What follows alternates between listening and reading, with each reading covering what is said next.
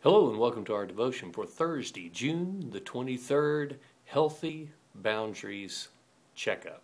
Now, when we think about a checkup, it's what are we going to look at that shows us whether we are healthy or not, whether we need to grow, whether we need to go. This week we've been talking about boundaries, and we started off Monday of looking at the four different components of where we can be out of balance. And as we set out the boundary lines of our life where we can get run over or we run over other people, we looked at those kind of things. And then on Tuesday, we looked at the fact that Jesus did create boundaries and that he was very strong in the way that he created boundaries from time to time. Yesterday, we turned around and looked at you can lead a person to water, but you can't make them drink, which is basically to say you can lead a person and give them the opportunity to create healthy boundaries, but you can't force them to. And some people are going to reject them, and they will even attack you for even hinting at those things. So we talked about the ability to do what we did yesterday is totally based on whether or not we personally are healthy. So I wanted to go back to some of the notes that I gave you on Monday. I'll re-give them to you in the notes today. But in Romans 12:3, we read this passage.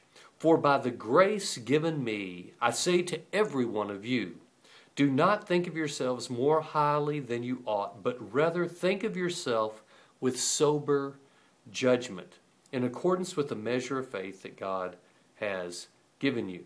Now, what he's saying there is we need to take an honest look at really where we are. Now, I've waited till Thursday to do this because I felt like we need to cover some ground before we got there. Almost all of us want to make excuses and kind of look at things, but I wanted us to think about our own life. I wanted us to think about others that we have to deal with. I wanted us to think about the hassles that we go through trying to relate to people and to understand that some people will not have those healthy boundaries. They may run over them because today I want to look at the list of things that really mark healthy, and I want us to take a sober judgment of ourselves. I want us to think about what that is. So at this moment, you may want to pause this video for just a second and get a scrap piece of paper so that you can write down kind of your reflections as we go down through this list if you would like, or you can just listen as I read through them and then go get the list later. You can copy it out of either Facebook or on the blog and put it in a word processor and make yourself some notes. But let's think with sober judgment. Let's really take an honest look, as my buddy would say, a checkup from the neck up. As Celebrate Recovery would say, a fearless moral inventory. Let's look. To be healthy, number one, I have to be able to say no and yes and are okay when others say no to me. So I have to be able to say no, I have to be able to say yes, and be comfortable when other people say no to me. And so the question is, can I? How much do I struggle with that? Is that one of the first places I need to work on? Because healthy people can take yes and no, and they balance them. They don't become hypersensitive over those things. They don't get all worked up, and they're able to say no. No, this is a boundary. And it doesn't even have to be, I've got this monumental charismatic thing going on to where I normally do it, but no, just no, that's not healthy for me right now. That would overextend me. That would put me in a place that's going to buff up against some things that I don't need to be involved in right now. Maybe later, don't know, but right now, this is a no. Can I say yes? Can I say no? Number two, have a strong sense of self-identity and respect yourself. You know, as we begin to walk with Christ, one of the things that we have to learn is that healthy people can create health in any situation. But until I am healthy, no one can fix me, and I am not able to really bring health to anyone. I can't give away what I don't possess. And one of the things that I have to begin to understand is, how does God see me? God doesn't make junk. When he fashioned me together, he gave me talent. You know, he gave me gift. He gave me personality. Now, I can be robbed of that. People can beat me down for so long that I have a hard time seeing it. The greatest thing I think Jesus did with the woman at the well, or with a woman caught in adultery, or with the gal that crawled in and wiped his tears with her feet, when he looked at Peter, when he dealt with doubting Thomas, when he watched over James in his issues, every one of them, what he did was he looked at them and he said, you have worth. I have given you my Spirit. Stop seeing yourself as worthless. Stop it. Now, that's very easy to say, isn't it? Just stop doing it. It's difficult, but we have to begin to realize that we were created and designed by the hand of God. And that until we can begin to take a solid look at our strengths and our weaknesses, to go, there are certain things that I am better at than others, but I have value. I will never be able to draw boundaries, nor will I ever be able to be healthy for my family, for my work, or for anything else that I do. I have to begin to look and go, God, you have made me. I am unique. I am designed in your image. I need to begin to take a list, and even under this question, begin to write, this is what I'm good at. And most of you know that I was dyslexic, and for the longest time I thought I was very stupid and would never amount to anything. It wasn't until I began to see that God could use me to do great things that thinking turned around. And we have to get to that place. Now, I still can't spell, and I realize that's something I'm horrible at. It's something I will probably never, ever be good at unless God does a divine, supernatural miracle. But that doesn't mean that I'm worthless. That means I've got other things in other areas that I'm very, very good at. I just have to know what they were and have that sense of this is where I shine. This is where I honor God. This is where I am to put my time. The next one, you expect reciprocity in relationships, and you share responsibility and power. I should be willing to give, but I also need to be able to receive. If I have either one of those that I can do and I can't do the other, then I'm not healthy. And I need to understand that that is unhealthy, to not be able to receive and to give both. And if I'm lacking in either one, I need to start going, that's unhealthy. I need to address it and begin to make that happen. Next, you know when the problem is yours and when it belongs to someone else. Sometimes we can become so enmeshed or so over-identified and, oh, I did this and I did, that we can't look honestly. What do I do if I'm caught in that position? Sometimes I need to get a trusted friend to be what I call the gauges on the dashboard. Someone that's not so emotionally invested that I can go, here's the scenario, this is what was said, this is where I'm feeling, this is what's going on. And someone without a dog in the fight that loves me, that knows God, to be able to go, no, you're out of balance here, but this person's out of balance there. And you don't need somebody that's just going to tell you what you want to hear. You need to get somebody to help you, because the more that they help to delineate that, the more it will become clear to you where those lines are, and you will be able to delineate that. So you don't tolerate abuse or disrespect.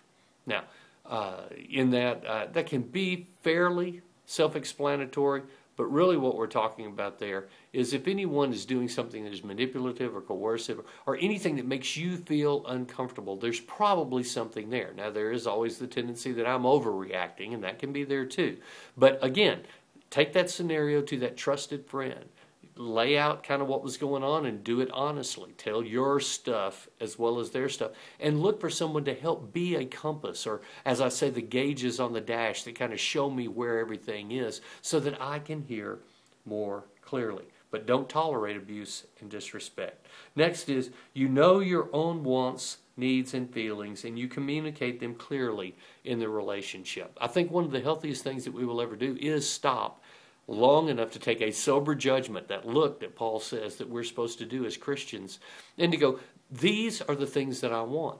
And again, if I feel like maybe they're out of balance or maybe they're selfish or something, go to that trusted friend, bounce it off of them. But we need to get there and then be able to clearly say, this is what I need in this relationship. I value this, but I believe that there's a lack of respect, or I believe that there's a lack of of courtesy. That that there's just certain things that are expected that I believe are out of balance. And I need to be able to communicate that. If I can't, again, if I'm not healthy, I can't make others healthy, nor can I make the situation that I'm in healthy. I have to come from a place of health and balance myself. So, the next one. You are responsible for your own happiness and fulfillment, and you allow other people to be responsible for their happiness and their fulfillment. In other words, I can do nice things for people, but I can't make them happy. There are some people that are the black hole of love. And no matter how much you love them, they will always come up empty, and they will say, you don't love me, you don't care for me. You cannot make somebody else happy. Now, you can do things to bless them. You can do things to encourage them. But if I'm unhappy, it's because I have chosen to focus on certain things. Paul said, I've learned the secret of being content in any circumstance whatsoever, whether well-fed or hungry, whether in want or in plenty. I can do all things through Christ who strengthens me. I found that there are people who live in the bush in Africa. There are people who live in what we would call abject poverty down in Mexico that actually are healthier, happy people than some of the people living right here in lush homes in Hendersonville, because they have an internal sense of purpose and destiny and love for their kids and health, where there are other people that focus on all the wrong things, and even though they've got so much material blessing, they're not happy. I need to learn that I can be, if I have Christ in the center of my life, if I am allowing Him to lead my life, I can be joyous no matter what the circumstances. Paul was even joyous in prison. And if I don't have that, then there is something, I'm either focusing on the wrong things, or I've come to a place to where I have begun to be robbed of the fact that God is still in control and doing something in my life.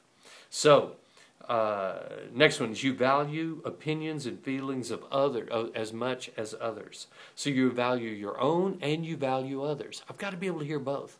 I've got to be honest about myself, and I've got to be able to hear from other people. If I can't do both of those things, I'm what? Out of balance. And I've got to force myself to be patient, to listen. You know, I can do that. There are times where I want to be all impatient, all about me and selfish and everything else, and I can take control of my own life and say, I will listen, and I will listen intently, and then I will carefully consider what this person said, and I will take it to heart, and I can do that. So we need to do both. Know your limits. You allow you know your limits, and you allow others to define their limits. Not everybody's going to have the same boundaries. Some people are more wounded in one area, or some people are more gifted in one area. You know, there is no one size fits all. So I need to be able to clearly put mine down, what works for my family, what is healthy for us as a unit, what is healthy in business or whatever else it is, and realize that somebody else may have some different limits, and that's okay. If that works for them and they're healthy, then that's fine with me too. Even if they choose to be unhealthy, I have to be fine with that. I can't fix them. But I need to be able to define those and then respect them in others. Again, if I can't, I got to show some discipline to make that happen. Next, you are able to ask for help when you need it. If I can't ask people, especially people that I love and I invest in their lives to help me, then again, there's a wound or there's a brokenness or there's something unhealthy in me. And I need to begin by, in my mind, going, it is healthy to ask other people for help. Not in doing life, just I need you to do everything. Go get me a drink. Go get me, a pen. Can you go, running people around just to do conveniences for me. Obviously, I need to take responsibility for that. That's part of, as we talked about, my load that I need to carry. But in those places where I do have a burden, I have something bigger than me, I need to be able to ask and know that that's what healthy people do and be able to receive that. And then the last one is you don't compromise your values or integrity to avoid rejection. And again, it's such a temptation to go, I don't want people to reject me. I don't want to seem needy. I don't want to do this. I don't want to do that. And we compromise what is really healthy for the sake of convenience. So, don't want to let that happen. Guys, I just tell you, what did our passage say today? Look at yourself with sober judgment. So I'm encouraging us. Let's take a look at that list and personalize it. Look at it in a sober way about my life, about your life. Because the closer we get to healthy on that list, better the boundaries in our life.